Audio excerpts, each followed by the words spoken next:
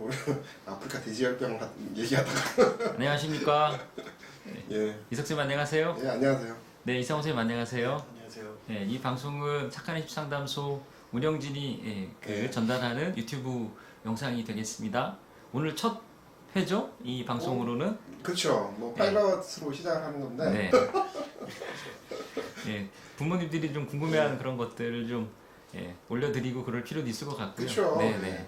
또 그런 부분에 대해서 저희도 훼손을 하고 있긴 한데 네. 또 한편으로 이제 그런 부분에 대한 걸 저희가 약속은 아니지만 최선을 다하겠습니다라는 말씀을 드리면서 예. 그 오늘 이름은 없이 시작하지만 예. 뭐 누가 이름이라도 좀 멋있게 지어주면 또 적합한 이름이 있으면 그 이름을 달고 방송을 또 내보내고 그러면 좋을 것 같은데 어떻게 생각하세요? 착한 입시 상담소는 어떻게 이름을 짓게 된 거죠?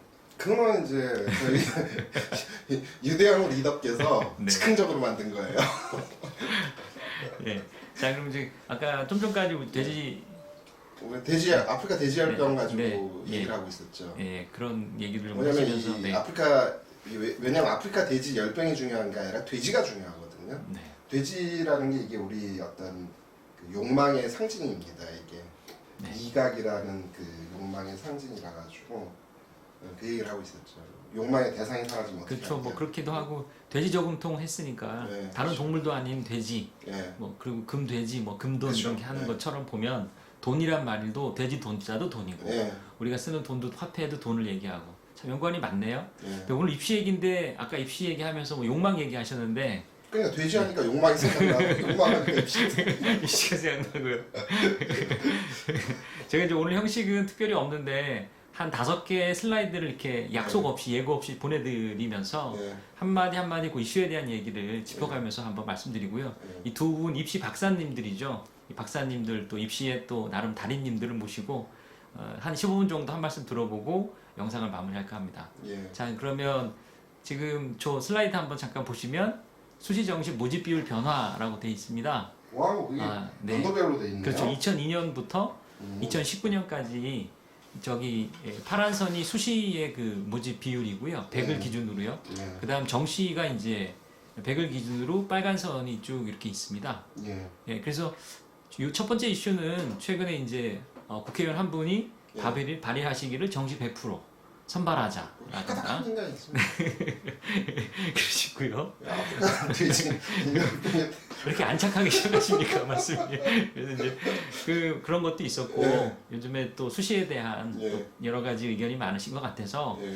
이 그래프 보시면서 한 말씀 여기까지 오게 된 이야기라든가 예. 이런 것들을 한번 해주시면 어떨까라는 말씀을 좀 드리고자 하고 뒤에 2020년, 2021년 어떻게 될까 이런 것들은 또 이상원 선생님께서 한번 얘기해 주시면 좋을 것 같고요. 저한테는 이게 이제 그래프가 의미 있는 숫자로 오는 게 한 2007년? 2007년 정도네요. 저 때 뭐냐면 이제 수시가 이제 50%를 돌파했던 시점이에요. 네, 네, 저도 기억납니다. 네, 그 전까지는 어땠었냐면 이제 우리 보편적인 인식이 그거였잖아요. 그 수시도 알고 보면 정시다. 네, 뭐 수능으로 뽑는다 이런 식의. 그랬죠. 네. 근데 50% 넘으면서 어떤 인식의 변화에 틀이 왔었죠. 그때 인식의 변화로서 대폭 흥행에 성공한 게 그게 논술이에요. 맞습니다. 그러니까 수시의 어떤 그 주인공이 논술이었고 2007, 2008, 2009, 뭐 한 몇 년을 갔다 전성기 시대였죠. 네, 그래서 지금 수시가 사실 학종이 비중이 60% 가까이 네. 주요 대학 육박돼 있지만 네. 사실 그 당시는 논술이었죠. 그때 논술이었죠. 예, 그러니까 저 비중 안에서도 선발 비중은 논술. 그리고 그다음에 이제 특히 그때 수많은 대학들이 그냥 진짜 네. 지금은 논술 실시하는 대학이 한 뭐 20개 정도 될까요? 근데 그때는 이제 진짜 개나 소나 논술 그러던 시절이었고 특히 인상적인 시기가 언제냐면 그게 아마 연세대가 한번 그냥 대폭으로 논술 뽑던 시절이 있었어요. 그게 한 네. 60% 가까이. 그게 2010인지 11인지 제가 정확하지는 않거든요. 네. 역시 날것 그대로 나옵니다. 네. 대체로 저희도 그렇게 네. 생각하고 제가 있었던 재수 학원에서도 네. 그때 논술 전형으로 연세대를 최적이 좀 맞추면 전혀 정시로는 갈 수 없던 학생들이 역전되어서 예. 대박 나는 경우가 많이 있었고 그때 이제 네, 그랬습니다. 또 이제 그때는 이제 저것도 있었죠. 그 수능 최저도 우선 선발이니 그렇습니다. 일반 선발이냐는 네, 게 네. 있었고. 그게 2012, 2013년도에 그중- 우선 선발, 네. 일반 선발 이런 거였고. 그리고 그랬죠. 그때 네. 또 특징적인 게 어떤 게 있냐면은 우리가 이제 특목 자사고들이 네. 뭐 마치 수시를 잘 하는 것처럼 얘기를 하지만 그때까지도 제가 제 느낌에는 그렇지 않았어요. 특목 자사는 다 정시학교였어요. 근데 그때 모 고등학교가 있었어요. 그러니까 모 외고가 이게 아주 그냥 빅히트작이었는데 지금은 그 외고는 진짜 무늬만 외고가 돼버렸어요. 근데 그 외고가 진짜 다른 외고들은 전혀 눈도 돌리지 않고 있었던 그 연세대학의 그 글로벌 무슨 전형이었을 거야 이름이 글로벌. 네. 근데 그게 그 논술로 선발하는 저가 있어요. 그 서류 평가하고 논술 네. 합작하는. 진짜 그 당시 말에 수시가 한 3,600개 이름으로 네. 있어서 이름이 정말 다양했죠. 뭐 근데 그 백마 학교- 인재 전형 뭐 등등으로 그죠. 해서요. 그 학교가 네. 근데 그때 그 연세대 거기에다 몰빵을 한번 쳤더니 그냥 합격자가 그냥 100 몇 명이 그냥 쏟아져 버린 거예요. 어마어마하군요. 어마어마했죠. 3분의 1 이상이. 예. 그래서 그 다음에부터 모든 외고들이 이제 논술이다 난리를 치던 그런 때가 있었죠. 그 초창기 수시만 해도 좀 아직 완성되지 않은 예. 그리고 입학사정관이나 논술이나 특기자 쪽의 시대였고 오늘날의 학종에 대한 것들은 이제 갖춰져 가기는 예. 그래도 아무래도 서울대가 조금 더 선도를 이제 하긴 했죠. 주도권을 서울대가 잡고 있는데 네. 저 때까지를 생각하면은 이제 그 연세대학하고 고려대학에 있던 주도권 싸움이라 그럴까요? 네. 그러니까 그랬잖아요. 그 논술이 이제 메인이다 보니까 논술 전형을 어디에다 배치하느냐, 어느 시기에 배치하느냐 이거 가지고 막 서로 집 땡기고 막 그랬잖아요. 특히 제일 가관이었던 게 고대하고 연대하고 같은 날 시험 보는 거. 요즘에는 이제 지금도 예.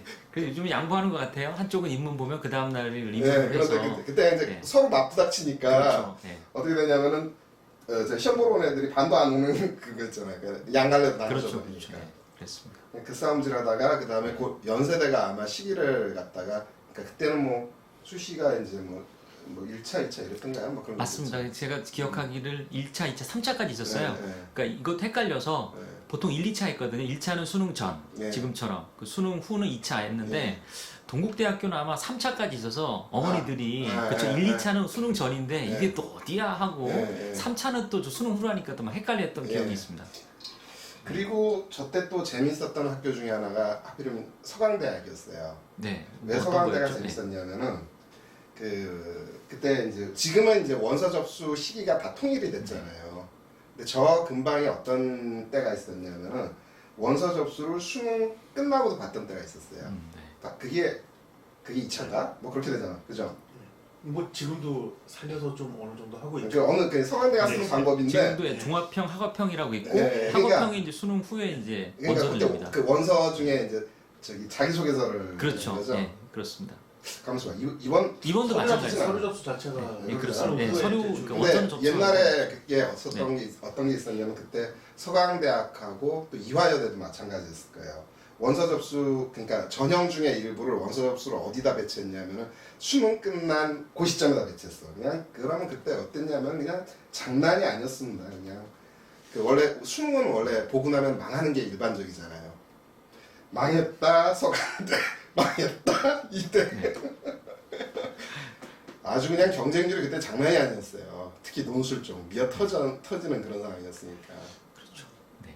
그런 이제 입시의 그 시기가 있었고 네. 그리고 이제 그때만 해도 사실은 또 그런 수시가 증가하긴 했어도 네. 또 사실은 학생부 종합전형을 선발하던 때랑 좀 다르니 네. 지금 말씀하신 모 외고가 대박이 난 것처럼 네. 그 쏠림 현상이 있거나 그런 그때도 좀 혼전이 좀 있긴 있었죠. 그쵸. 네. 예. 네.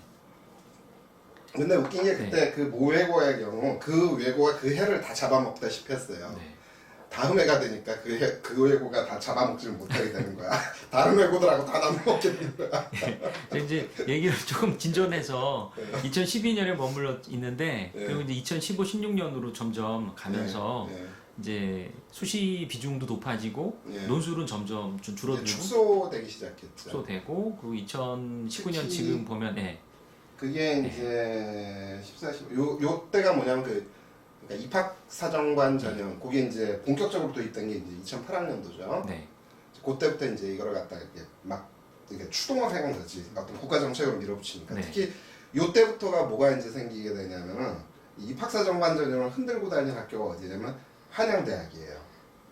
한양대학이 이게 과감했었잖아요. 네. 그때 뭐냐면은 우리는 수능 최저 없다 막 이러고 그랬던 거고 그때 이제 기억이 나는 전형 중에 하나였는데 그거 근데 하여튼 뭐 과감하게 학생부로 네. 그랬다라는 거 네. 그런 게 있었고 그 무슨 전형인지 생각이 안 나네요. 하도 이름이 많아가지고